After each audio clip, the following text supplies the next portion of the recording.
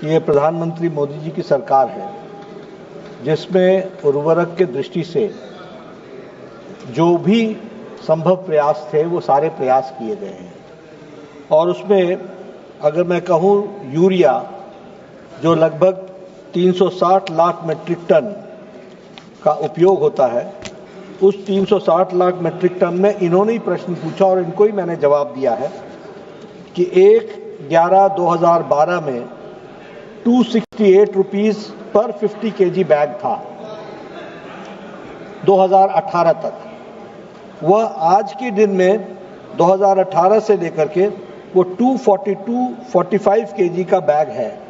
और पर क्विंटल देखा जाए, जो इन्होंने क्योंकि क्विंटल में पूछा है तो इसलिए इनको क्विंटल में मैं जवाब देना चाहता हूं कि 2012 में 536 रुपए की बोरी थी, आज 538 रुपए की बोरी है।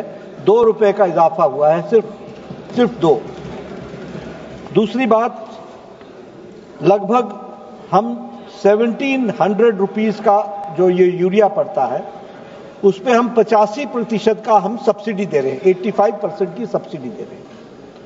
और उसी तरीके से डीएपी की जहां तक बात है तो मैं इस हाउस को एश्योर करना चाहता हूं कि प्रधानमंत्री मोदी जी ने कोविड-19 के बाद जब इंटरनेशनल मार्केट फ्लक्चुएट कर रहे थे और फ्लक्चुएशन बहुत और स्केर्स था, और आज भी हमको यूरिया के डीएपी के लिए रॉ मटेरियल लेने में तकलीफ आ रही है, उसके बावजूद भी 1350 रुपए प्रति बैग पर 50 किलो का उस पर सीज कर रखा है।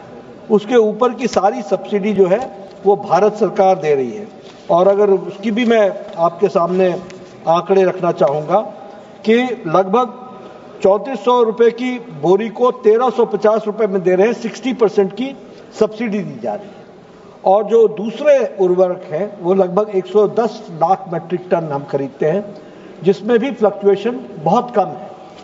हम सबको समझना पड़ेगा कि इन्फ्लेशन रेट भी अगर 5% है तो उसके बावजूद भी कीमतें बढ़ती हैं, उसके कारण भी कीमतें बढ़ती हैं, वो तो टोटल बढ़ती हैं, लेकिन उसके बावजूद भी उर्वरक की कीमत को माननीय प्रधानमंत्री जी के नेतृत्व में एक ही स्थिर रखा हुआ है। इसको आपको समझना चाहिए।